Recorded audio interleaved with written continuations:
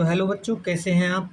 उम्मीद करता हूँ आप सभी अच्छे होंगे। तो बच्चों, आज हम पढ़ने वाले हैं 11वीं क्लास की पॉलिटिकल साइंस की एक बुक है पॉलिटिकल थ्योरी, और उसका चैप्टर नंबर 4 सोशल जस्टिस यानी कि सामाजिक न्याय। ठीक है, तो इसके इंट्रोडक्शन से स्टार्ट करते हैं हम। तो like love and compassion, justice is a highly important and central ideal of human life.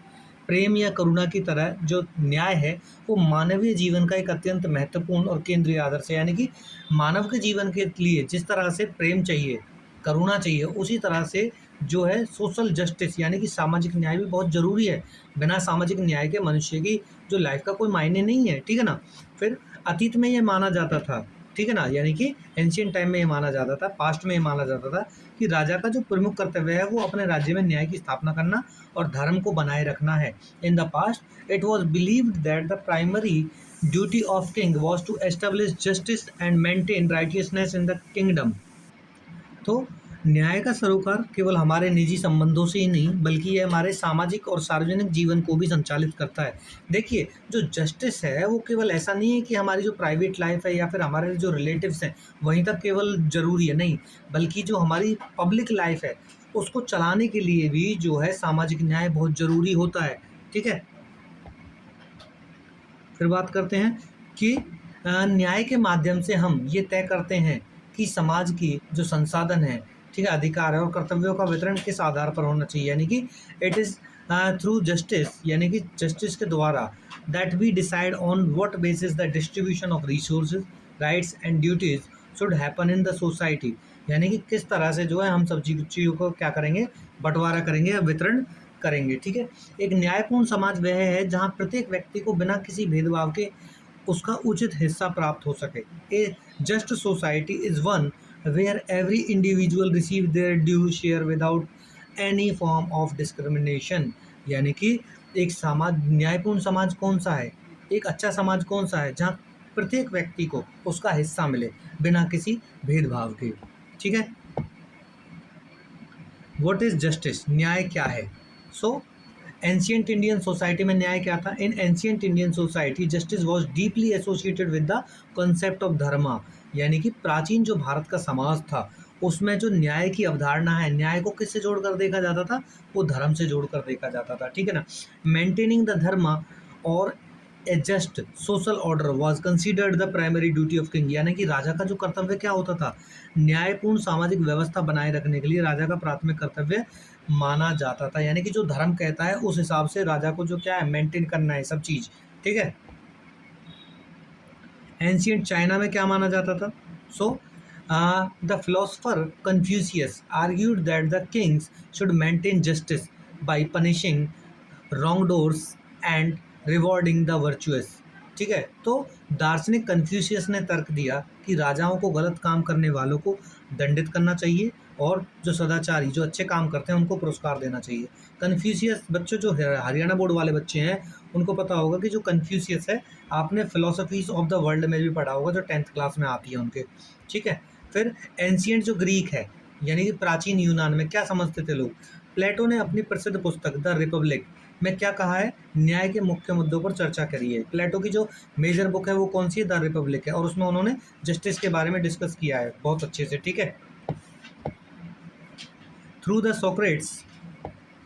Socrates Plato examined why we should be concern about justice. यानी कि सुकरात के माध्यम से प्लेटो ने इस बात की जांच की कि हमें न्याय के बारे में क्यों चिंतित होना चाहिए। यानी कि कभी भी जो सोक्रेट्स है उसने, यानी कि सुकरात है, कभी भी उसने कोई किताब नहीं लिखी है, उसके बारे में जो भी लिखा है वो प्लेटो ने लिखा है, और प्लेटो ही अरस्तु बनकर क्या करता है, बातें करता है। यानी कि अरस्तु की जितनी भी बातें हैं वो प्लेटो के माध्यम से आती हैं। ठीक है, ये जो है आपके जो पिक्चर है वो किसकी है, वो एरिस्टोटल उसकी सोक्रेट्स की है। ठीक है, अब बात करते हैं, ग्लूकोन जैसे विचारकों ने तर्क दिया कि लोग केवल इतिहास इसलिए न्यायपूर्ण है क्योंकि उनके पास बिना किसी परिणाम के अन्यायपूर्ण होने की शक्ति नहीं है। Thinker like Glaucon argued that the people are just only because they lack the power to be unjust without consciousness. यानी कि सिंपल सी बात है, कॉन्सिक्वेंसेज। ठीक है, यानी कि लोग क्या है, लोग केवल इसलिए न्याय करते हैं क्योंकि उनके पास बिना किसी परिणाम के न्यायपूर्ण होने की शक्ति ही नहीं है। ठीक है, फिर Socrates countered that if everyone were just unjust no one would be secure harming society as a whole. सुकरात ने इसका खंडन किया कि यदि हर कोई अन्यायपूर्ण हो गया तो कोई भी सुरक्षित नहीं रहेगा, जिससे पूरे समाज को क्या हो जाएगा, नुकसान हो जाएगा। Therefore obeying laws and being just in our long term self interest. इसलिए कानूनों का पालन करना और न्यायपूर्ण होना हमारे दीर्घकालिक हित में है। यानी कि सिंपल सी बात है, कानूनों का पालन कीजिए और न्याय कीजिए। ये समाज के लिए या फिर सभी व्यक्तियों के हित में बहुत लंबे समय तक रहती हैं चीज़ें। अगर आपको लंबे समय तक अच्छा जीवन जीना है तो आपको कानूनों का पालन और आपको एक ऐसी सोसाइटी बिल्ड करनी पड़ेगी या फिर ऐसे नियम बनाने पड़ेंगे जो न्यायपूर्ण हों, ठीक है, ताकि सभी लोग अपना जीवन सुखपूर्ण जी सकें। Well being of all peoples, सभी लोगों का कल्याण, ठीक है। तो न्याय केवल दोस्तों की मदद करने और दुश्मनों को नुकसान पहुंचाने या संकीर्ण स्वार्थ को पूरा करने के बारे में नहीं होता। Justice is not just about the happening friends and harming enemies और परसुइंग नैरो सेल्फ इंटरेस्ट। यानी कि सिंपल सी बात है, क्या न्याय हम केवल उसको बोलेंगे कि अपनी दोस्तों की मदद कर दो और दुश्मनों को क्या कर दो, नुकसान कर दो। ऐसी जो संकीर्ण सोच है या संकीर्ण जो स्वार्थ है, यानी कि नैरो जो सेल्फिशनेस है या फिर जो सेल्फ इंटरेस्ट है नैरो, ये क्या अच्छी बात है? नहीं, ये बिल्कुल भी अच्छी बात नहीं है, ये न्याय बिल्कुल नहीं है, ठीक है। It involves the overall wellbeing and growth of all members of society. इसमें समाज के सभी सदस्यों को समग्र कल्याण और विकास शामिल है। सामाजिक न्याय तब होगा जब सबका कल्याण होगा, ठीक है ना, और सारे सबको विकास का मौका मिलेगा, ठीक है ना, सबके साथ विकास होगा। फिर जिस प्रकार एक डॉक्टर मरीज की देखभाल करता है, उसी प्रकार न्यायपूर्ण शासक और सरकार को नागरिकों की चिंता करनी चाहिए। जिस तरह डॉक्टर होता है वो क्या करता है, अपने पेशेंट को बहुत अच्छे से देखता है विदाउट एनी डिस्क्रिमिनेशन, उसी तरह से जो रूलर है या गवर्नमेंट है उसको भी सिटीजन्स को ऐसे ही ट्रीट करने चाहिए। जो किसी भी उस देश के जो नागरिक हैं उनके साथ इसी तरह से उसको बिहेव करना चाहिए ताकि सभी के साथ सोशल जस्टिस हो सके। फिर बात करते हैं giving each person their due, हर व्यक्ति को उसका हक देना, ठीक है। So a fundamental idea of justice is giving each person what is due to them. यानी कि एक न्याय की बुनियादी विचार क्या है, प्रत्येक व्यक्ति को वह देना जो उसका हक है। Today this concept is closely linked to our modern understanding of human dignity. आज यह अवधारणा मानवीय गरिमा की हमारी आधुनिक समझ से गहराई से जुड़ी हुई है। यानी कि सिंपल सी बात है, आज हम क्या समझते हैं, आज हम ये मानकर चलते हैं कि जिसका जो अधिकार बनता है उसको वो मिलना ही चाहिए, ठीक है ना। और दूसरा मानवीय गरिमा, मानवीय गरिमा मतलब मानव के सम्मान से लेके मानव की डिग्निटी तक, गरिमा तक, मानव की सेल्फ रिस्पेक्ट तक, व्यक्ति की सेल्फ रिस्पेक्ट तक आज ये बात जुड़ी हुई है कि सबको उसका हक मिलना चाहिए। Immanuel Kant stated that because human being process dignity passes dignity they must be given equal opportunities. Immanuel Kant ने कहा है क्योंकि मनुष्यों में गरिमा होती है, यानी कि एक तरह से सेल्फ रिस्पेक्ट होती है, स्वाभिमान होता है अपना, इसलिए उन्हें समान अवसर दिए जाने चाहिए। Justice require that we give due and equal consideration to all individuals to develop their talent. न्याय के लिए ये आवश्यक है कि हम सभी व्यक्तियों को उनकी प्रतिभा विकसित करने के लिए उचित और समान महत्व दें। यानी कि सिंपल सी बात है, न्याय तब होगा जब प्रत्येक व्यक्ति को उसकी प्रतिभा, उसका टैलेंट दिखाने का मौका दिया जाएगा, ठीक है ना। यानी कि प्रिविलेजेस हमको नहीं देने, किसी को विशेष अधिकार नहीं देने। ऐसा नहीं करना है कि कोई एक पर्टिकुलर धर्म में पैदा हो गया है या पर्टिकुलर कास्ट में पैदा हो गया है तो उसको क्या देंगे, हमको विशेष अधिकार दे देंगे, प्रिविलेजेस दे देंगे कि नौकरी में भी इसी को अधिकार है, शिक्षा का भी इसी को अधिकार है। ऐसा नहीं करना है हमको। फिर बात करते हैं इक्वल ट्रीटमेंट फॉर इक्वल्स, यानी कि समानों के साथ समान व्यवहार।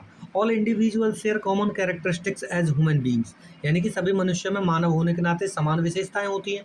There for every one deserve equal right and equal treatment, इसीलिए सबको क्या मिलना चाहिए, समान अधिकार और समान व्यवहार के हकदार हैं सबके लोग। ऐसा नहीं है सबके साथ अलग अलग तरीके से व्यवहार किया जाए।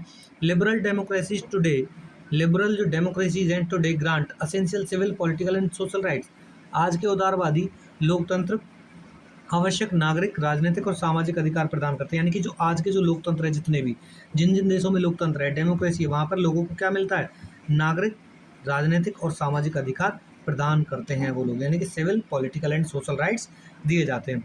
These include the right to life, liberty, property and the right to vote. तो इसमें क्या क्या आता है, जीवन जीने का अधिकार, स्वतंत्रता, संपत्ति और वोट देने का अधिकार शामिल होता है, ठीक है बच्चे।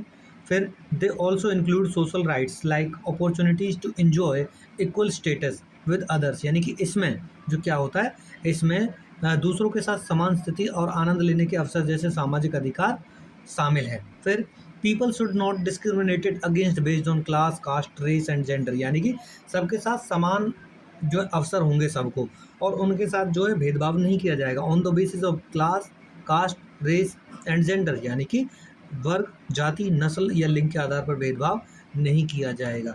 ठीक है ना? नस्ल मतलब कि भाई आप गोरे हैं, ये काला है, इस तरह से आपकी चमड़ी ऐसी है, आपकी ऐसी है, इस तरह के भेदभाव नहीं देखे जाएंगे आपके साथ। ठीक है? फिर individual must be judged on their work and actions not their social groups, यानी कि हर किसी को हम इवेल्युएट करेंगे on the basis of work and action, यानी कि वो कितना अच्छा काम करता है। ठीक है ना? उससे हम मेजर करेंगे उसको, ना कि वो किस ग्रुप यानी कि किस जाति से आता है या किस धर्म से आता है। ठीक है ना? किस बैकग्राउंड से आता है, हम उसके बेसिस पे उसको जज नहीं करेंगे। हम उसको जज करेंगे उसके टैलेंट के बेस पे, उसके काम के बेस पे। ठीक है बच्चे? बात करते हैं एग्जाम्पल्स ऑफ अनजस्ट ट्रीटमेंट। तो अन्यायपूर्ण व्यवहार के कुछ उदाहरण देख लेते हैं।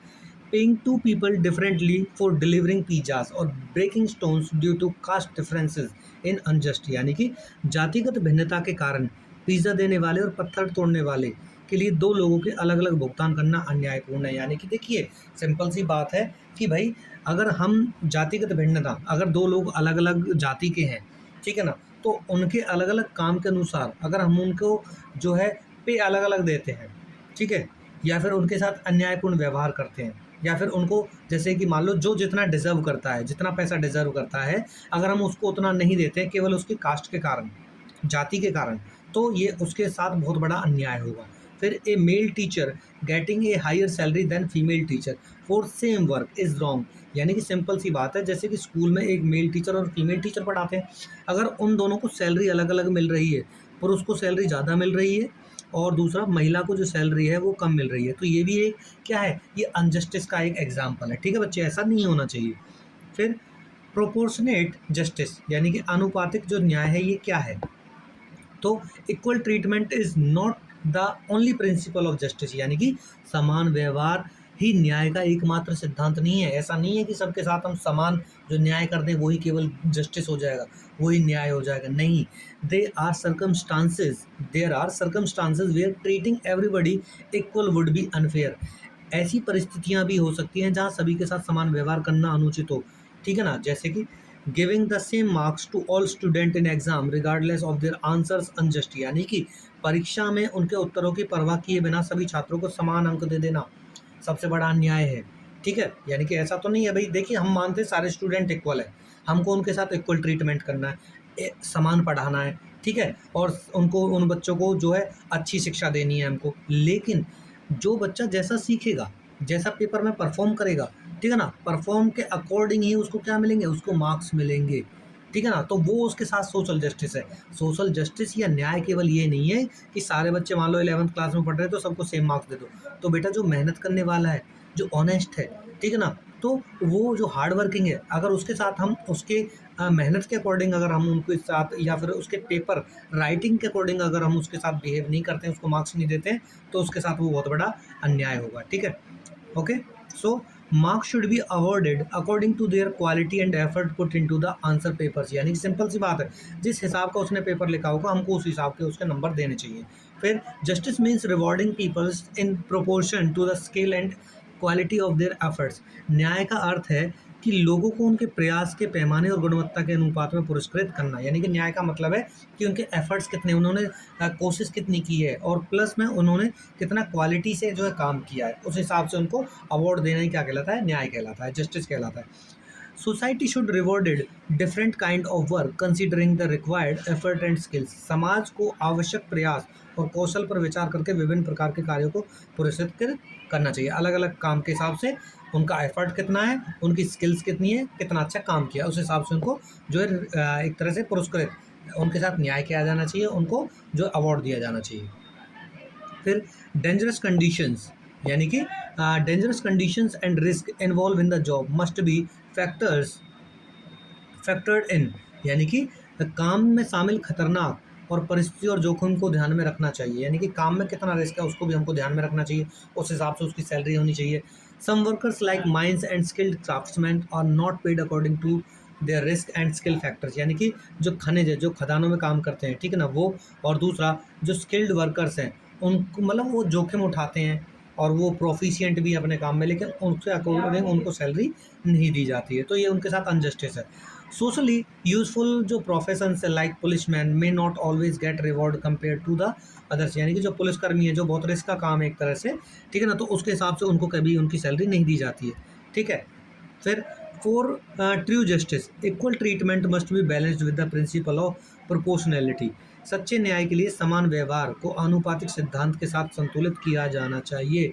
यानी कि सिंपल सी बात है कि भाई सच्चा न्याय तभी होगा कि जब हम सभी के साथ समान बिहेव करेंगे। समान बिहेव कैसे होगा?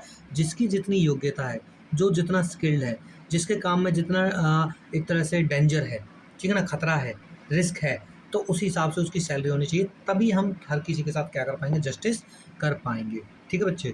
फिर बात करते हैं रिकॉग्निशन ऑफ स्पेशल नीड्स, यानी कि विशेष आवश्यकताओं की पहचान। अब देखिए क्या है, a third principle of justice is to take into account special needs of people while distributing rewards और ड्यूटीज। न्याय का तीसरा सिद्धांत पुरस्कारों और कर्तव्यों का वितरण करते समय लोगों की विशेष आवश्यकताओं को ध्यान में रखना चाहिए। यानी कि बात ये कह रहा है कि भाई सभी को पुरस्कार देते टाइम और या फिर उनको कर्तव्य जो वितरण करते टाइम उनकी विशेष आवश्यकताओं को हमको ध्यान में देना है। कैसे? देखिए, इससे समाज के भीतर सामाजिक न्याय को बढ़ावा देने का एक महत्वपूर्ण तरीका माना जाता है। This is considered a critical way of promoting social justice with in a society. Equal treatment and proportionate reward might not be enough to ensure everyone enjoys quality in life। यानी कि जीवन में सभी को समानता सुनिश्चित करने के लिए समान व्यवहार अनुपातिक पुरस्कार ही पर्याप्त नहीं होता। ऐसा नहीं है कि हम सभी को जो है सभी के साथ अगर समान व्यवहार कर दें तो वो जस्टिस हो जाएगा। नहीं, किसी की विशेष स्थिति को देखते हुए भी उसके साथ न्याय किया जाता है। जैसे the principles of taking account of special needs does not contradict the principle of equal treatment, यानी कि विशेष आवश्यकताओं का ध्यान रखने का सिद्धांत समान व्यवहार के सिद्धांत का खंडन नहीं करता है। यानी कि अगर आप विशेष आवश्यकताओं को ध्यान में रखते हुए, ठीक है, काम करते हैं तो वो जो आप सिद्धांत है, न्याय का जो सिद्धांत है, उसको आप के मतलब एक तरह से नुकसान नहीं पहुंचा रहे हो। कैसे? It extend it because treating peoples equally could imply that people who are not equal in important respect are treated differently. यह इसका विस्तार करता है क्योंकि समान व्यवहार का मतलब यह हो सकता है कि जो लोग महत्वपूर्ण मामलों में समान नहीं है उनके साथ अलग अलग व्यवहार किया जाए। यानी कि सिंपल सी बात है, हर किसी की कंडीशन अलग हो सकती है, या फिर हो सकता है उसके साथ सोसाइटी में डिस्क्रिमिनेशन हुआ हो, ठीक है। जैसे कि मान लीजिए एससी है, एसटी है, वुमेन है, तो उनकी कंडीशन के अकॉर्डिंग ही उनके साथ बिहेव करना चाहिए हमको, ठीक है, इक्वल ट्रीटमेंट करना चाहिए उनको उसी के according. Physical disabilities, age and lack of access to good education and health care are the ground for the special treatment. यानी कि शारीरिक अक्षमता, यानी कि हो सकता है कोई डिसेबल हो व्यक्ति तो उसके साथ स्पेशल ट्रीटमेंट की ज़रूरत है। एज के हिसाब से अच्छी शिक्षा तक अगर किसी की पहुंचनी है, स्वास्थ्य तक अच्छी पहुंचनी है, तो उसके साथ विशेष व्यवहार किया जाना बहुत ज़रूरी है। अगर वो सोसाइटी में सर्वाइव ही नहीं कर पाएंगे। भाई जिसके पास रिसोर्सेज होंगे, अच्छे साधन होंगे, अच्छी एजुकेशन होगी, तो वो तो बहुत आराम से क्या कर लेगा, वो कर पाएगा, सर्वाइव कर पाएगा। बट जो सदियों से दूर रहे हैं गुड एजुकेशन से, अच्छी हेल्थ केयर से, ठीक है ना, और जो मान लीजिए कोई डिसेबल है, मतलब वो मतलब अक्षम है, उसके शरीर का कोई हिस्सा मतलब अपाहिज है कोई, तो वो किस तरह से उनका सामना कर पाएगा जो बिल्कुल नॉर्मल व्यक्ति है, ठीक है ना, या फिर जो अच्छे समाज में जी रहा है, जिसके पास सारे के सारे रिसोर्सेज हैं, असेट्स हैं, सारे के सारे, सारी की सारी सुविधाएं हैं। तो जो व्यक्ति सदियों से इन चीज़ों से दूर रहा है, जब तक हम उसको विशेष सुविधाएं नहीं देंगे तो वो उन व्यक्तियों के साथ कैसे जो है कॉम्पिटिट कर पाएगा जो पहले से ही अच्छे हैं। तो इसलिए उनकी कंडीशन के हिसाब से उनको ट्रीट करना बहुत ज़रूरी हो जाता है। It is believed that treating people with highly different standard of living equally result in unequal society. यानी कि यह माना जाता है कि अत्यधिक भिन्न भिन्न जीवन स्तर वाले लोगों के साथ समान व्यवहार करने से असमान समाज का निर्माण होता है। ये क्या कह रहा है कि भाई मान लीजिए एक बहुत अच्छा व्यक्ति है, रिसोर्सेज हैं, पूरे पूरे अमीर है, हर चीज़ की सुविधा है, दूसरे पास एक पुअर व्यक्ति है, सुविधाएं नहीं है, बिल्कुल भी कुछ भी नहीं है। तो एक बात बताइए, अगर हम इसको और इसको दोनों को इक्वल ट्रीट करेंगे तो आपको क्या लगता है कि एक देश में क्या हम एक अच्छी सोसाइटी बिल्ड कर पाएंगे? बिल्कुल नहीं कर पाएंगे। ये उनका आय का साधन हो सकता है, लेकिन ये देश पे बर्डन हो जाएगा। तो ऐसा क्या करें कि दोनों ही देश के जो है जीडीपी में, देश के विकास में कंट्रीब्यूशन करें? तो हमको इसको कुछ जो है प्रायोरिटी देनी होगी कुछ चीज़ों में, जैसे कि या फिर इसको हेल्प करनी पड़ेगी।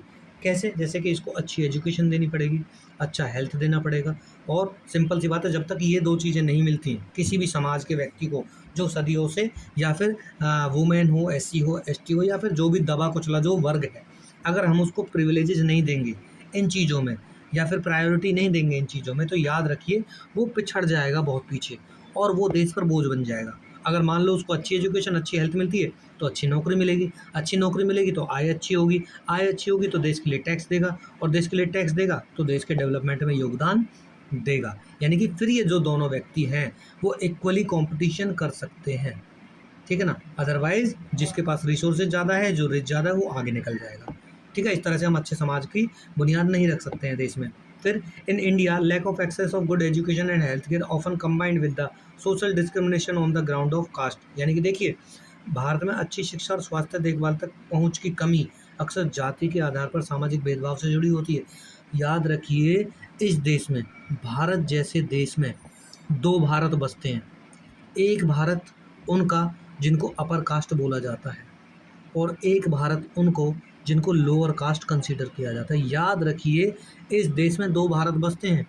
जो अपर कास्ट है, सदियों से क्या किया है इन्होंने, इनको सप्रेस करने का काम किया है। एजुकेशन से, अच्छी हेल्थ से, सोसाइटी से सबसे एक्सक्लूड करके रखा गया है, ठीक है ना। यानी कि 1947 से पहले इन लोगों के पास क्या था, 100% रिजर्वेशन था, एजुकेशन से लेके, हेल्थ से लेके, और हर चीज़ में, ठीक है। और दूसरा, इनको क्या किया गया, ना हेल्थ दी गई अच्छी गई, हेल्थ जो सेक्टर अच्छा नहीं था, दूसरा एजुकेशन अच्छी नहीं थी, तीसरा इनको समाज से एक्सक्लूड करके रखा गया, ठीक है। तो इंडिया में रिसोर्सेज तक पहुंच के लिए कास्ट एक बहुत इंपॉर्टेंट फैक्टर है, याद रखिए। और आज के टाइम में भी ये डोमिनेंट है हमारी सोसाइटी में, ठीक है ना। इसके बेस पे पढ़े लिखे व्यक्तियों के साथ भी डिस्क्रिमिनेशन होता है। यानी कि मान लीजिए, अगर एक एससी का व्यक्ति अगर आईएएस भी बन जाता है, आईएएस तो वो बन जाता है, उसके पास पैसा आ जाता है, लेकिन आपको पता है जो नहीं जाता तो वो क्या है, वो नहीं जाता तो वो जात है, जाति है, ये नहीं जाती है। यानी कि उसको फिर भी यही कंसीडर करते हैं, अरे ये आईएएस है, ये तो निचली जाति का व्यक्ति। यानी कि समाज में सम्मान की भावना, ये बहुत इम्पोर्टेंट होता है, और इसी के बिहाफ पे डिस्क्रिमिनेशन होता है। दैट्स वाई इंडियन सोसाइटी में रिजर्वेशन का प्रावधान किया गया। रिजर्वेशन अमीर बनाने के लिए नहीं है, रिजर्वेशन जो है समाज में सम्मान, और जहाँ जहाँ पर इनके व्यक्ति नहीं मिलते, मान लीजिए राजनीति में इनके व्यक्ति नहीं है, नौकरशाही यानी कि गवर्नमेंट जॉब्स में इनके व्यक्ति नहीं है, ठीक है ना, पुलिस में इनके व्यक्ति नहीं है, आर्मी में इनके व्यक्ति नहीं है, तो वहाँ तक इनके लोगों को पहुँचाना, ताकि जो कानून बने तो ये लोग भी देख सकें कि हाँ भाई, कानून हमारे हित में है या नहीं है, और उस हिसाब से फिर उसको ट्रीट कर सकें। दैट्स वाई सोशल जस्टिस जो है बहुत ज़रूरी है, और किस बेसिस पे, based on their specific conditions, कि उस व्यक्ति की, उस ग्रुप की क्या जो है कंडीशन रही हैं हमेशा से। इसलिए कहा जाता है विशेष जो व्यवहार है वो कितना ज़रूरी हो जाता है किसी के लिए, चाहे वो वुमेन हो, ठीक है ना, चाहे वो एससी हो, चाहे वो एसटी हो, चाहे फिर थर्ड जेंडर हो, ठीक है बच्चे। तो आगे बढ़ते हैं। Therefore the constitution allowed for reservation for government jobs and quotas for admissions to educational institutions. यानी कि देखिए, इसीलिए जो भारत की सरकार है, या कॉन्स्टिट्यूशन है, यानी कि सरकार छोड़िए, भारत का जो संविधान है वो ये कहता है, कॉन्स्टिट्यूशन, कि जो रिजर्वेशन का जो प्रोविज़न है वो किया गया है, और दूसरा जो एजुकेशनल इंस्टीट्यूट्स हैं उसमें भी जो रिजर्वेशन का प्रावधान किया गया है, ताकि इनके जो बच्चे हैं वो वहाँ तक पहुँचे। तो सही याद रखिए, एजुकेशन में जो रिजर्वेशन है वो बच्चे इसलिए नहीं है कि वो पास होगा वहाँ पे, नहीं। मान लीजिए जैसे आईआईटी है, आईआईटी में अंदर पहुँचने के लिए रिजर्वेशन है। यानी कि भाई मान लीजिए एक गरीब का बेटा है, ठीक है, एक गरीब का बेटा है, उसके पास खाने, मतलब उसके खाने के भी मतलब ज़्यादा, मतलब खाने के लिए भी उसके पिताजी को संघर्ष करना पड़ रहा है। एक व्यक्ति अमीर के घर का है, एक बच्चा, उसके थाली सजी हुई मिल रही है उसको, तो ये दोनों बराबर कंपटीशन कैसे कर पाएंगे। तो सिंपल सी बात है, इनकी जो कट ऑफ है इनकी स्पेसिफिक कंडीशन को देखते हुए निकाली जाती है, कि एक को सुविधाएं बहुत ज़्यादा है, एक लैक ऑफ रिसोर्सेज है।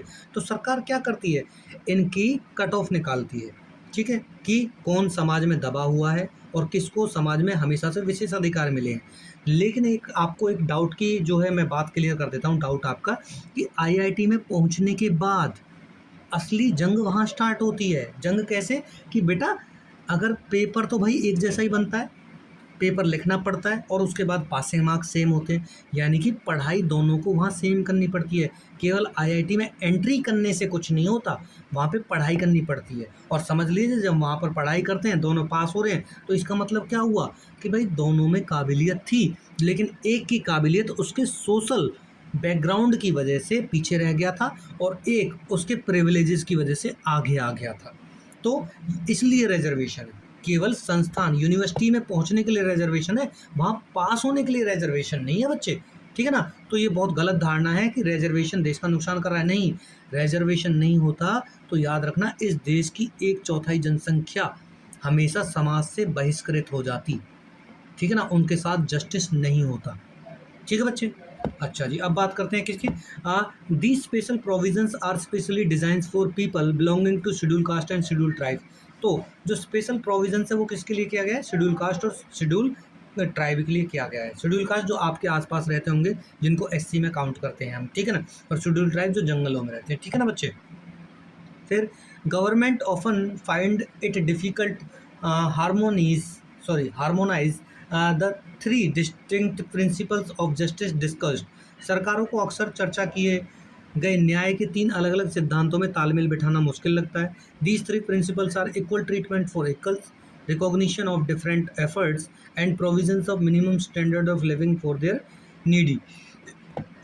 नीडी। ये सिद्धांत है समानों के साथ समान व्यवहार, विभिन्न प्रयासों की पहचान और ज़रूरतमंदों के लिए न्यूनतम जीवन स्तर का प्रावधान करना। फिर केवल समान व्यवहार को अपनाने से कभी कभी योग्यता को उचित प्रकार देने के खिलाफ हम काम हो सकता है, ठीक है ना। यानी कि समान व्यवहार अगर हम सबके साथ कर दें, मान लीजिए एससी वाला है, एसटी वाला है, या जनरल वाला है, ठीक है, या वोमेन है, अगर हम सबको इक्वली ट्रीट करेंगे तो आपको क्या लगता है कौन जीतेगा? जीतेगा वही जिसके पास रिसोर्सेज है, यानी कि जिसके पास रिसोर्सेज नहीं है वो जीत नहीं सकता है। तो क्या ये तो एक तरह से असमानता हो गई ना, यानी कि कभी कभी सभी को समान ट्रीट करने पर भी हम असमानता कर देते हैं सबके साथ, समझ रहे हो बच्चे। फिर योग्यता को पुरस्कृत करने की मुख्य सिद्धांत मानने से हाशिए पर मौजूद वर्गों को नुकसान हो सकता है, यानी कि सिंपल सी बात है, जो लोग बाहर रहे हैं, एक्सक्लूडेड रहे हैं, मार्जिनलाइज जो कम्युनिटीज़ हैं, उनको नुकसान हो जाएगा इससे। Marginalized group face disadvantages because they have not access to facilitate like good nourishment और एजुकेशन। हाशिए पर रहने वाले समुदाय को नुकसान उठाना पड़ता है क्योंकि उनके पास अच्छे पोषण और शिक्षा की सुविधाएं नहीं होती है, ठीक है।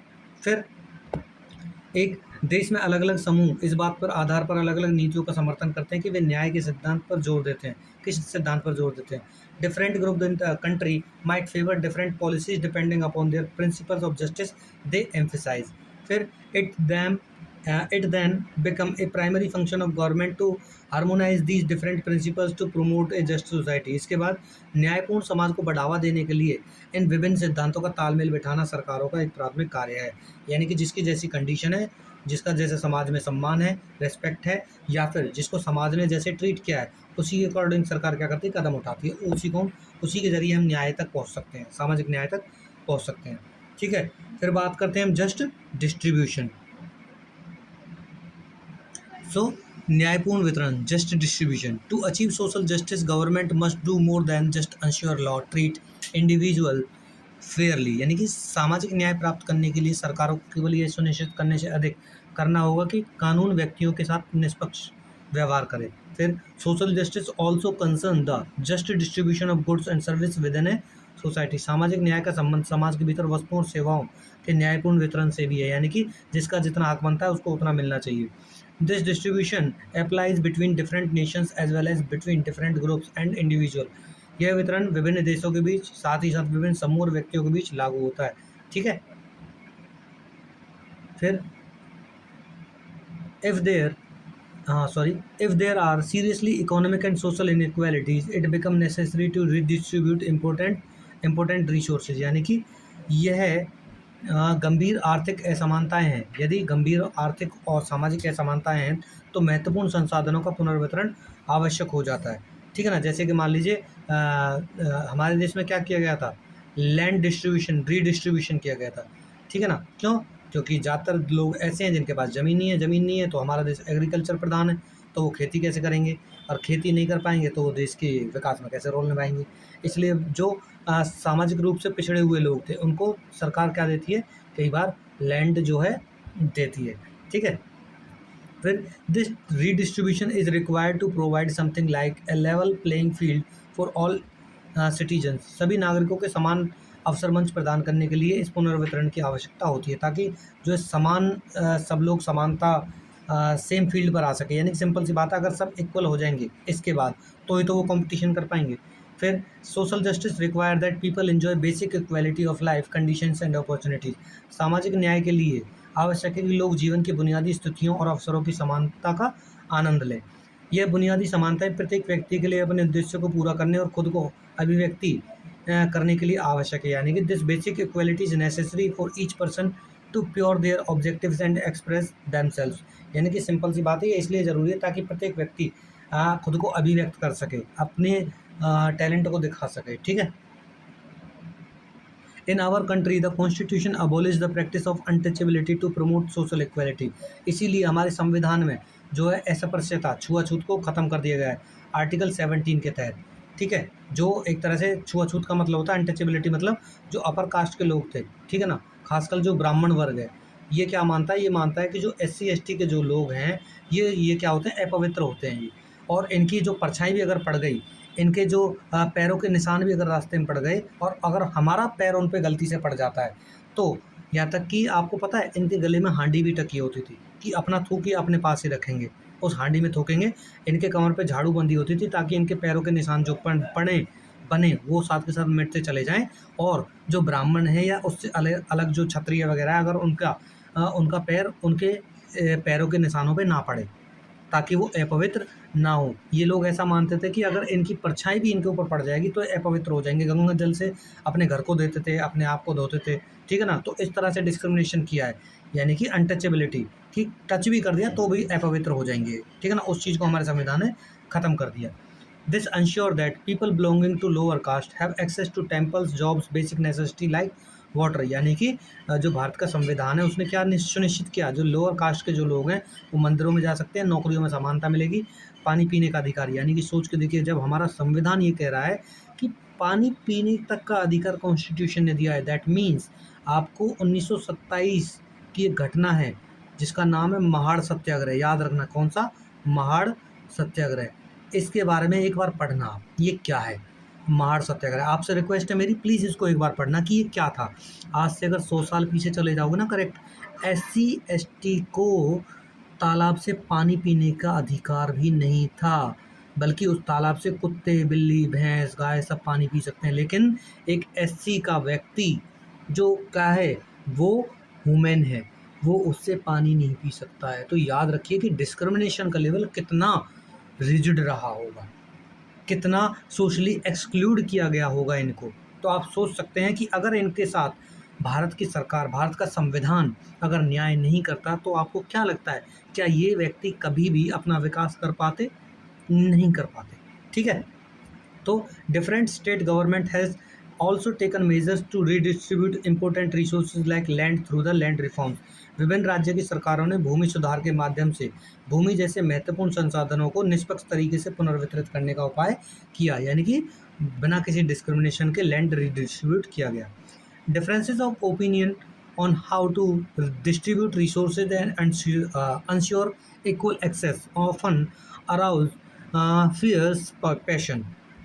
फिर संसाधनों को कैसे वितरित किया जाए, समान पहुंच कैसे सुनिश्चित की जाए, इस पर मतभेद अक्सर तीव्र भावनाओं को भड़काते हैं। ठीक है ना, फिर the disagreement regarding education and jobs have sometimes even provoked violence in society. शिक्षा और नौकरियों के संबंध में होने वाले मतभेदों ने कभी कभी समाज में हिंसा भड़काई है। यानी कि जो रिजर्वेशन दिया जाता है कहाँ, एजुकेशन में और कहाँ पर, जॉब्स में, उससे जो कुछ लोग हैं बहुत ज़्यादा नाराज़ हो जाते हैं और कई बार उसके लिए क्या करते हैं, वो वायलेंस करते हैं।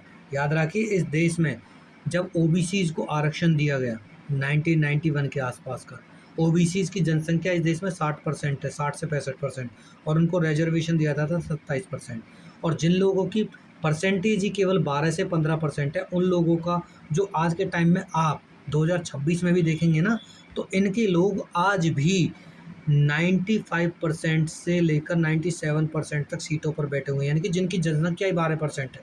और यकीन रखिए, पता है ताकत किसको बोलते हैं? पढ़ाई की ताकत इसको बोलते हैं कि इन लोगों ने ईडब्ल्यूएस का आरक्षण लागू करने के लिए एक रात में ईडब्ल्यूएस आरक्षण लागू कर दिया था, यानी कि जो अपर कास्ट के जो गरीब लोग हैं उनको 10% रिजर्वेशन मिलेगा नौकरियों में। तो आप सोच के देखिए कि पढ़ाई में कितनी ताकत होती है, ठीक है ना? अगर आप पढ़ेंगे तो ऊँचे-ऊँचे पदों तक जाएँगे, जज बनेंगे, वकील बनेंगे और आप अपने अधिकारों की माँग कर सकते हैं। इसलिए सामाजिक न्याय बहुत ज़रूरी हो जाता है। ठीक है बेटा? ओके, फिर बात करते हैं। For instance proposal to reserve seats in educational institutions और government employment have aroused significant anger. उदाहरण के लिए शैक्षणिक संस्थान या सरकारी नौकरियों में सीटें आरक्षित करने के प्रस्तावों ने भारी नुकसान को गुस्से को जन्म दिया है। As a student of political theory we should calmly examine these issues in term of principles of justice. यानी कि हमको पॉलिटिकल थ्योरी का स्टूडेंट होने के नाते हमको समझना पड़ेगा शांतिपूर्वकली कि भाई ये मुद्दे कितने ज़रूरी हैं, ये कितने ज़रूरी हैं हमारे समाज के लिए। इनको समझे बिना हमारा समाज विकास नहीं कर सकता, एक अच्छा नागरिक नहीं बना जा सकता। फिर we must question if schemes to help the disadvantages can be justified in term of theory of justice. यह हमें सवाल करना चाहिए कि क्या वंचितों की मदद करने वाली योजनाओं को न्याय के सिद्धांत के संदर्भ में उचित ठहराया जा सकता है। फिर the well known political philosopher John Rawls forward a prominent theory और जस्ट डिस्ट्रीब्यूशन। जॉन रॉल्स का हम सिद्धांत पढ़ेंगे हम आने वाले में कि न्यायपूर्ण वितरण क्या है, न्याय का वितरण कैसे कर सकते हैं। Rawls argued that there could be indeed be rational justification for providing help to the least privileged members of the society. Rawls ने तर्क दिया, क्या लॉजिक दिया? समाज के सबसे कम विशेष अधिकार प्राप्त सदस्यों को सहायता प्रदान करने का वास्तव में एक तर्कसंगत औचित्य हो सकता है। ठीक है, अब पढ़ेंगे हम a theory of justice of by John Rawls. ठीक है, John Rawls theory of justice यानी कि जॉन रॉल्स का न्याय का सिद्धांत। तो जॉन रॉल्स क्या कहते हैं? देखिए, people usually choose ruled that place them in A privileged position in society. लोग आमतौर पर ऐसे नियम चुनते हैं जो उन्हें समाज में विशेष अधिकार की स्थिति में रखते हैं। याद रखिए, लोग उन्हीं कानूनों को चुनेंगे जिनसे उनको फ़ायदा होता है। जैसे कि मान लीजिए अपर कास्ट है, अपर कास्ट हमेशा ऐसे कानून को चुनेगा जो हमेशा उनको ऊंचा बनाए रखे। ठीक है ना? ये इस बात को कभी नहीं स्वीकार करते कि जो SC ST है या वुमेन है वो उनके इक्वल में आकर बैठ जाए। ठीक है, ये हमेशा चाहते हैं कि जो सोशल हायरार्की है ये बनी रहे। मैं हर किसी की बात नहीं कर रहा, लेकिन 99% लोग ये ऐसा ही सोचते हैं इंडिया में आज भी। ठीक है, ओके। तो यानी कि जो प्रिविलेज उनको मिल रहा है, और प्रिविलेज केवल नौकरी नहीं होती, प्रिविलेज का मतलब केवल धन नहीं होता, प्रिविलेज का मतलब होता है समाज में सम्मान, समाज में रिस्पेक्ट, वो प्रिविलेज भी होती है। ठीक है ना? ओके, अब जैसे मैं आपको समझाऊं कैसे। मान लीजिए एक दलित का लड़का है, SC है, वो क्या है, IAS है। ठीक है, ठीक है, मान लीजिए वो शेड्यूल कास्ट से। तो आपको पता है जब वो समाज में जाता है ना, तो भी अपर कास्ट वाले पता है क्या कहते हैं? अरे ये तो इस जाति से आता है। लेकिन अगर मान लीजिए कोई अपर कास्ट है और वो क्या है, वो अनपढ़ है, लेकिन पता है फिर भी जो उसके समाज के लोग पता है क्या कहेंगे? वो अनपढ़ है, गँवार है, चाहे जाहिल है, लेकिन फिर भी आपको पता है वो क्या कहेंगे? इसको उसकी जाति के नाम से संबोधित करेंगे। ठीक है, और उसको नीचा दिखाने की कोशिश करेंगे। लेकिन इसको क्या कहेंगे? आइए पंडित जी, आइए गुप्ता जी, आइए वर्मा जी, आइए शर्मा जी, आइए शुक्ला जी, इस तरह कह के उसको इज्जत अफजाई करेंगे, लेकिन इसको उसकी कास्ट से बुलाएंगे, उसको नीचा दिखाने की कोशिश करेंगे IAS होते हुए भी। यानी कि जो प्रिविलेज पोजीशन है, ठीक है ना, जिसको जो सम्मान मिल रहा है, तो वो उसको छोड़ना नहीं चाहता। फिर we can not expect everyone to cast aside their proposal interest for their good of society.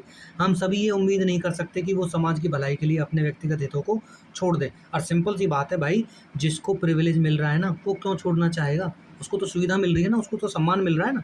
फिर parents specially want what is best for their own children's and their future. और भाई सब माता पिता चाहते हैं, चाहे कोई कितना ही अमीर हो, वो चाहेगा मेरा बच्चा हमेशा मेरी सीट पे बैठा रहे। ठीक है ना? अगर मान लो उसको सम्मान मिल रहा है तो वो सोचता है कि मेरा बच्चा भी ऐसा ही बने। वो क्यों चाहेगा एक गरीब का व्यक्ति, एक गरीब का बच्चा उसके बच्चे के समान आ जाए? वो तो नहीं चाहेगा एक दिन भी। ठीक है? फिर such narrow perspective can not form the basis of fair and just theory on the justice. यानी कि ऐसा जो दृष्टिकोण है, ऐसी जो सोच है, वो कभी भी न्याय संगत सिद्धांत का आधार नहीं बन सकते। यानी कि ऐसे व्यक्ति कभी भी न्याय की दृष्टि से समाज को देख ही नहीं सकते। ठीक है, ओके। फिर बात करते हैं द वेल ऑफ इग्नोरेंस, अज्ञानता का आवरण। John Rawls argued that a fair rule can be reached if we imagine ourselves under a veil of ignorance. John Rawls का तर्क है कि एक निष्पक्ष नियम तक पहुंचा जा सकता है यदि हम खुद को अज्ञानता के आवरण के तहत क्या कर लें, कल्पना कर लें। तो कैसे कल्पना कर लें भाई, सिंपल सी बात है।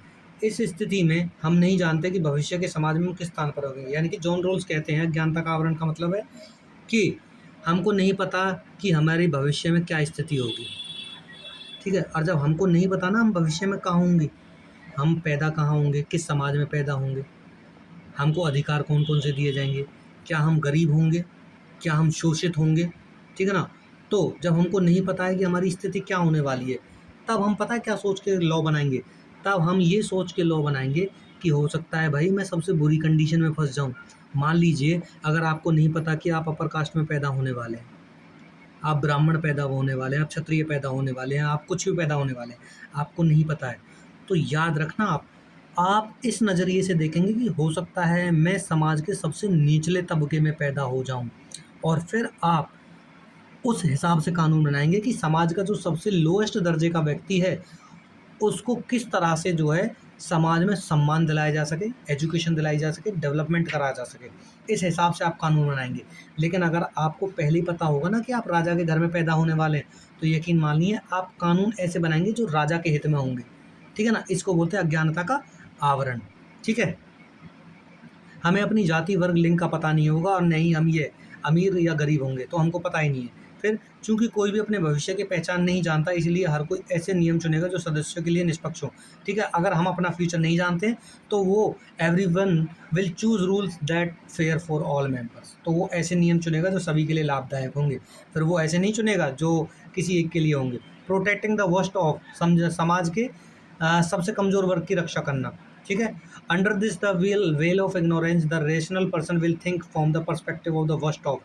यानी कि जो बिल्कुल एक बुद्धिमान व्यक्ति है वो क्या सोचेगा, वो सोचेगा भाई आगे चल के मैं कहीं भी पैदा हो सकता हूँ, इसलिए कानून सबके लिए अच्छे होने चाहिए। ठीक है, they will look at the worst case scenario because they themself might end up in that position.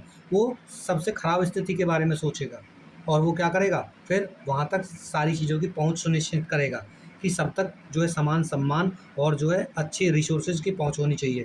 Therefore they will try to ensure basic resource like education, health, shelter and are available to all. यानी कि वो सोचेगा सबको शिक्षा, स्वास्थ्य और घर मिलना चाहिए। ठीक है, फिर यह प्रयास सुनिश्चित करता है कि यदि एक वंचित समूह में भी पैदा होते हैं तो उनके पास उचित अवसर होंगे। यानी कि वो सोच लेगा इस बात को कि कोई बात नहीं भाई, अगर मैं बुरी से बुरी कंडीशन में भी जाऊँगा ना तो मुझको ये सारी चीज़ें मिल जाएंगी। ठीक है, फिर रेशनैलिटी ओवर अल्ट्रुइज्म, यानी कि परोपकार के बजाय विवेकशीलता। फिर क्या है, Rawls emphasize that there fairness is the outcome of rational actions not benevolence और जेनरसिटी। रॉल्स इस बात पर जोर देते कि यह निष्पक्षता विवेकपूर्ण कार्रवाई का परिणाम है, न कि परोपकार और उदारता। देखिए, ये इस बात को सुनिश्चित करते हैं कि ये उदारता नहीं है, ये निष्पक्षता है, विवेकपूर्ण कार्रवाई है। ठीक है, यानी कि अगर आप सभी के लिए समान कानून बना रहे हो तो किसी पे आप उपकार नहीं कर रहे हो, एहसान नहीं कर रहे हो, ये सामाजिक न्याय है। ये एक बुद्धिशाली व्यक्ति की सोच है कि सब तक समान व्यवहार पहुंचना चाहिए, समान रिसोर्सेज पहुंचने चाहिए। ठीक है, फिर it does not require people to be self sacrificing और heroes who share their good fortune for with strangers. इसमें लोगों को आत्मत्यागी ऐसे नायक बनने की आवश्यकता नहीं होती जो अजनबियों के साथ अपना सौभाग्य साझा करे। यानी कि सिंपल सी बात है, जब सभी को सम्मान मिलेगा तो ना तो किसी से कुछ छीना जाएगा, ना किसी से कुछ लिया जाएगा। Instead it relies human beings being rational and choosing what is in their own long term interest. इसके बजाय यह मनुष्य के विवेकशील होने और चुनने पर निर्भर करता है कि उनके अपने दीर्घकाल में क्या हित में होगा। फिर rational thinking not morality lead us to be fair and जज इम्पार्शियली। नैतिक सोच नहीं है, बल्कि विवेकपूर्ण सोच हमें निष्पक्ष होने और निष्पक्ष रूप से न्याय करने के लिए प्रेरित करती है। यानी कि मॉरलिटी हमको क्या करती है, निष्पक्ष बनाती है। हम किसी एक तरफ झुककर फैसले नहीं लेते हैं। ठीक है, फिर डिले इन जस्टिस, न्याय में देरी। डिले इन जस्टिस, न्याय में देरी, देर से मिला न्याय न्याय न मिलने के बराबर है। वाक्यांश इस बात पर जोर देता है कि धीमी कानूनी प्रक्रिया वास्तविक न्याय प्रदान करने में विफल होती है। यानी कि सिंपल सी बात है, अगर न्याय देरी से मिल रहा है ना, समझ लीजिए वो अनजस्टिस ही है। भाई क्राइम 2010 में हुआ है, ठीक है ना, उस व्यक्ति को सज़ा 2030 में दे रहे हैं, 2020 में दे रहे हैं, तो क्या ये जिसने क्राइम किया है और जिस बेचारे के साथ क्राइम हुआ है, क्या उसके साथ जस्टिस होगा? ये नहीं होगा ये जस्टिस, ठीक है ना। फिर if a decision is delayed for too long, the injured person may not receive any actual benefit from them. अगर न्याय बहुत देरी से होता है तो जो पीड़ित व्यक्ति है उसको तो कोई लाभ ही नहीं होगा उसका, ठीक है ना। फिर कुछ मामलों में अंतिम निर्णय आने से पहले व्यक्ति की मृत्यु हो सकती है, यानी कि मान लीजिए अगर न्याय बहुत देरी से हो रहा है तो हो सकता है भाई जिसके साथ अत्याचार हुआ है ना, जो न्याय के लिए लड़ रहा है, हो सकता है वो ही मर जाए। तो भाई एक बात बताइए, फिर उस न्याय का क्या काम जब वो व्यक्ति ही नहीं रहा, ठीक है। फिर परस्यूइंग सोशल जस्टिस, सामाजिक न्याय की तलाश, तो इसमें क्या पढ़ेंगे, a society is unjust if deep divisions exist between those who enjoy wealth and power and those who are deprived, यानी कि ये डिप्रिव्ड। यदि धन और शक्ति का आनंद लेने वालों और वंचितों के बीच गहरा विभाजन मौजूद है तो वो समाज अन्यायपूर्ण है। यानी कि सिंपल सी बात है कि एक व्यक्ति के पास बहुत ज़्यादा रिसोर्सेज है, बहुत ज़्यादा अमीर व्यक्ति है, और दूसरा एक फुटपाथ पे सो रहा है, तो सिंपल सी बात है भाई, ये समाज में क्या दिखाता है कि गहरी असमानता है, ठीक है। और ऐसा समाज क्या होगा, अन्यायपूर्ण होगा, जहाँ पे बहुत ज़्यादा अमीर हों या फिर बहुत ज़्यादा गरीब हों। फिर न्याय के लिए लोगों के जीने के तरीके, पूर्ण समानता और पूरी तरह से एक रूपता की आवश्यकता नहीं होती। Just does not require absolute equality and complete sameness in the way people live, यानी कि सिंपल सी बात है, न्याय के लिए जरूरी थोड़ा है सभी को एक जैसा बना दो, ठीक है। However a society is unjust if difference between rich and poor are so great they are seem to live different world. हालांकि एक समाज तब तक अन्यायपूर्ण माना जाता है जब अमीर और गरीब के बीच का अंतर बड़ा हो और वे अलग अलग दुनिया में रहते हुए प्रतीत होते हों, ठीक है। If it is unjust, if relatively deprived have no chance to all to improve their conditions no matter how hard they work, यानी कि यह तब अन्यायपूर्ण है जब अपेक्षाकृत वंचितों को अपनी स्थिति सुधारने का कोई भी मौका नहीं मिलता, चाहे वे कितनी भी कड़ी मेहनत क्यों न कर ले। याद रखिए, गरीब और अमीर होना, हो सकता है दो स्थितियाँ हो सकती हैं ये, गरीब और अमीर, rich and poor, but rich को सारे अधिकार दे दो लेकिन गरीबों को ये अधिकार ना दो। उनको ये अधिकार मत दो, आप बिजनेस कर सकते हो, उनके अच्छे एजुकेशन का अधिकार मत दो, उनको कंपटीशन का अधिकार मत दो, ठीक है। उनके लिए ऐसी कंडीशन मत बनाओ ताकि वो कंपटीशन कर सकें, पढ़ सकें, काम कर सकें। तो एक बात बताइए, तो गहरी अनजस्टिस हो गया ना। और दूसरा एक बड़ी बात है, अगर इनको सब चीज़ दी जाएगी, अच्छी एजुकेशन, अच्छा हेल्थ केयर, अच्छी मदद दी जाएगी, तो ये भी डेवलप करेंगे और समाज में जो खाई है अमीर और गरीब की, वो क्या हो जाएगी, कम हो जाएगी, ठीक है। तो इससे क्या कर सकते हैं, हम सोशल जस्टिस कर सकते हैं। एक न्यायपूर्ण समाज को लोगों को स्वस्थ सुरक्षित जीवन जीने के लिए बुनियादी न्यूनतम शर्तें प्रदान करनी पड़ती है, यानी कि मिनिमम कंडीशन देनी पड़ती हैं ताकि वो हेल्दी और सिक्योर लाइफ जी सकें। These conditions allow people to develop their talent and pursue their chosen goals in society, यानी कि सिंपल सी बात है कि हमको ऐसी कंडीशन बनानी पड़ेंगी ताकि वो लोग अपना विकास कर सकें और उनको इक्वल अपॉर्चुनिटीज़ मिल सकें, ठीक है। फिर various method to calculate their basic needs are devised by governments and bodies like the World Health Organization WHO। इनकी बुनियादी ज़रूरतों की गणना और विभिन्न तरीकों सरकार और विश्व स्वास्थ्य संगठन जैसी संस्थाओं द्वारा तैयार की जाती है। यानी कि एक व्यक्ति की बेसिक ज़रूरत क्या हो सकती है, ऐसी जो ज़रूरतें हैं उनकी लिस्ट बनाई जाती है, ठीक है, कि गरीब व्यक्ति के लिए क्या क्या ज़रूरी है। और ऐसी लिस्टें या तो सरकार बनाती है या फिर विश्व स्तर की जो संस्थाएं like WHO, World Health Organization बनाती है। Generally basic needs included nourishment, housing, clean drinking water, education and minimum wages. ज़्यादातर जो बुनियादी ज़रूरतें हैं जो किसी व्यक्ति के जीने के लिए बहुत ज़रूरी है, डेवलपमेंट के लिए बहुत ज़रूरी है, वो क्या है, पोषण, आवास, पोषण मतलब अच्छा खाना, पीने का साफ पानी हो, शिक्षा हो और न्यूनतम मजदूरी हो, यानी कि जितनी सरकार ने तय कर रखी है उतनी मजदूरी हो, ठीक है। फिर providing people with these basic needs is considered one of the primary responsibility of a democratic government. लोगों को ये बुनियादी ज़रूरतें प्रदान करना एक लोकतांत्रिक सरकार की प्राथमिक जिम्मेदारी माना जाता है, ठीक है ना। ओके, तो इन ज़रूरतों को पूरा करेगी सरकार और वो ही क्या है, उसकी प्राथमिक जिम्मेदारी भी है बच्चे, ठीक है। फिर बात करते हैं, however providing these conditions to all citizens can pose a heavy financial burden on government. हालांकि नागरिकों को ये बुनियादी जो सुविधाएं देती है तो सरकार पर उससे बोझ भी पड़ता है। This burden particularly felt in countries like India which have larger number of poor population या पुअर पीपल। ऐसे जो बोझ है उन कंट्रीज़ पर ज़्यादा पड़ता है, जैसे इंडिया में गरीब लोगों की संख्या बहुत ज़्यादा है तो सरकार पर उसका बोझ भी ज़्यादा पड़ता है। Even if everyone agrees on helping the disadvantages disagreements still arise regarding the best method to achieve this goal। भले ही हर कोई वंचितों की मदद करने पर सहमत हो, फिर भी वो इस लक्ष्य को हासिल करने के सर्वोत्तम तरीकों को लेकर असहमति पैदा हो सकती है। ठीक है। फिर a major debate focus on the whether promoting open competition through free market is the best way to help. एक बड़ी बहस इस बात पर केंद्रित है कि क्या मुक्त बाजारों के माध्यम से खुली प्रतिस्पर्धा को बढ़ावा देना मदद का सबसे अच्छा तरीका है। यानी कि सबको ओपन मार्केट दे दो भाई, सब आओ कंपटीशन करो और अच्छा, मतलब ये सबसे अच्छा तरीका है, आप डेवलप कर जाओगे इससे। फिर other debates whether the government should take direct responsibility for providing a basic minimum to the poor. अन्य लोग इस बात पर बहस करते हैं कि क्या सरकार गरीबों को बुनियादी न्यूनतम सुविधाएं प्रदान करने की सीधे जिम्मेदारी लेनी चाहिए। देखिए, दो तरीके हैं। पहला एक तरीका मान रहा है कि भाई सबको बस बराबर का मौका दे दो और उसके थ्रू क्या होता है, समाज में जस्टिस हो जाएगा, सब लोग अपना विकास कर लेंगे। लेकिन एक जो पक्ष है वो कहता है कि भाई गवर्नमेंट को रिस्पॉन्सिबिलिटी लेनी चाहिए ताकि गरीबों को थोड़ी सुविधाएं मिल सके, और जब सुविधाएं मिलेंगी थोड़ी सी तभी तो वो कंपटीशन लायक बनेंगे। तो दो पहलू हैं सोचने के। ठीक है। That this direct responsibility by the state might require a substantial redistribution of resources. राज्य द्वारा इस सीधी जिम्मेदारी के लिए संसाधनों के बड़े पैमाने पर पुनर्वितरण की आवश्यकता हो सकती है। भाई मुक्त बाजार में, फ्री मार्केट में वही व्यक्ति विकास कर पाएगा जिसके पास पैसा है, रिसोर्सेज है। गरीब व्यक्ति तो कंपटीशन कर ही नहीं पाएगा। तो सिंपल सी बात है, जो फ्री मार्केट का कंपटीशन है, फ्री कंपटीशन की बात कर रहा है, वो अपने आप में सोशल अनजस्टिस की बात कर रहा है। ठीक है। जब तक आप गरीब को अच्छी एजुकेशन या अच्छी हेल्थ सुविधाएं नहीं दोगे तब तक वो कंपटीशन लायक बनेगा ही नहीं ना। और जब कंपटीशन लायक बना ही नहीं है तो कंपटीशन कैसा, समझे बात को। ये तो ऐसा हो गया, रेस में एक नॉर्मल व्यक्ति को दौड़ा दो, एक लंगड़े व्यक्ति को दौड़ा दो, तो भाई हर बार नॉर्मल व्यक्ति ही जीतेगा। ठीक है। तो इससे बड़ा अनजस्टिस क्या होगा। Different political group support these different approaches based on whether they help the rural और पुअर पीपल्स, अर्बन पीपल्स। विभिन्न राजनीतिक समूह इन अलग अलग दृष्टिकोणों का समर्थन इस आधार पर करते हैं कि वे ग्रामीण या शहरी गरीबों की मदद करते हैं या नहीं। डॉक्टर अम्बेडकर क्या कहते हैं इस बारे में। ठीक है। A just society is that society in which ascending sense of reverence and descending sense of contempt is dissolve into the creation of the compassionate society.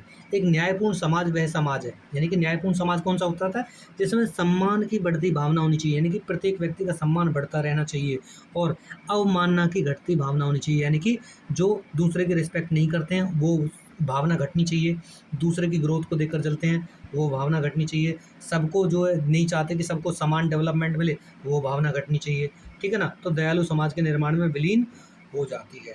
यानी कि न्यायपूर्ण समाज वो होगा जिसमें सभी के साथ समान व्यवहार किया जाए उनकी सामाजिक स्थिति को देखते हुए। ये डॉक्टर अंबेडकर कहते हैं। ठीक है बेटा। और जब जब आप पॉलिटिकल साइंस पढ़ेंगे तब तब आपको डॉक्टर बी आर अम्बेडकर देखने को, सुनने को और उनके कथन आपको मिलेंगे। ठीक है ना। क्योंकि इनको जो है सिंबल ऑफ सोशल जस्टिस भी कहा जाता है और सिंबल ऑफ नॉलेज भी कहा जाता है। ठीक है बेटा। फिर बात करते हैं आर्ग्यूमेंट अगेंस्ट फ्री मार्केट। तो private agencies do not find it profitable to enter market where people can not afford to pay. निजी एजेंसियां उन बाजारों में प्रवेश करना लाभदायक नहीं मानती जहां भुगतान करने में सक्षम नहीं होते। याद रखिए, प्राइवेट कंपनीज वहाँ नहीं जाती जहाँ उनको फ़ायदा ना हो। ठीक है। ये क्यों जाएगी ऐसी जगह प्राइवेट कंपनी जहाँ पे गरीब लोग हैं।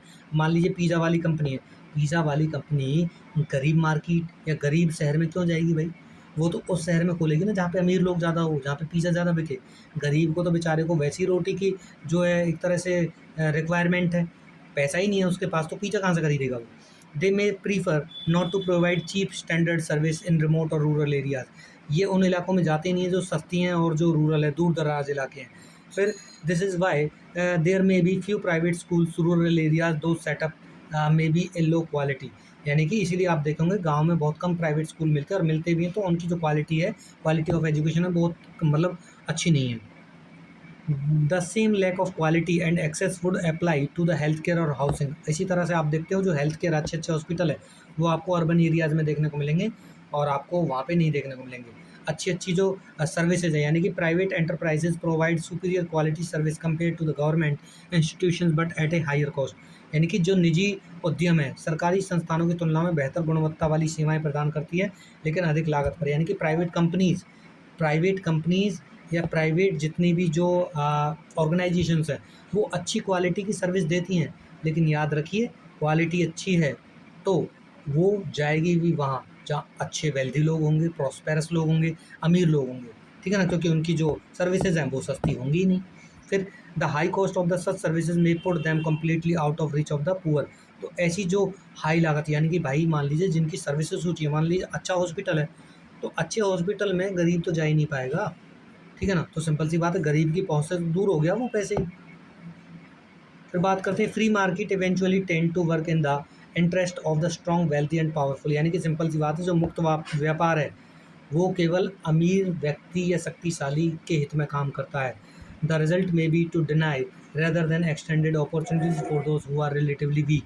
इसका परिणाम ये होगा कि जो कमज़ोर लोग हैं वो उनमें अवसरों का विस्तार करने की बजाय उन्हें अवसरों से वंचित कर देंगे वो लोग, ठीक है। Free market often exhibit a tendency to work in favour of already privilege section, यानी कि जो अच्छी मार्केट है, फ्री मार्केट है, जहाँ पे ओपन कंपटीशन दे रहे हैं, तो उसमें केवल जो प्रिविलेज लोग हैं, जो पहले से जिनके पास संसाधन है, अमीर हैं, वही उसमें कामयाब होंगे, उन्हीं के लिए लाइफ अच्छी होगी और उन्हीं का विकास होगा। Therefore to ensure social justice the state must step in to make basic facilities available to all.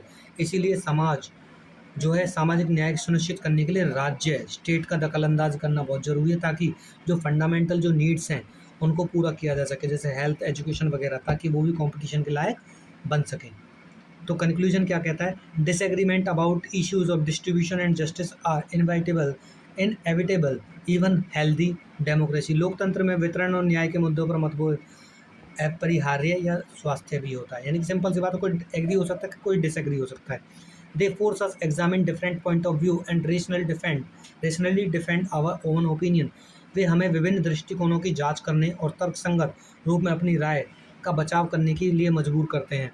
Politics is about the negotiation of just disagreements through peaceful debates.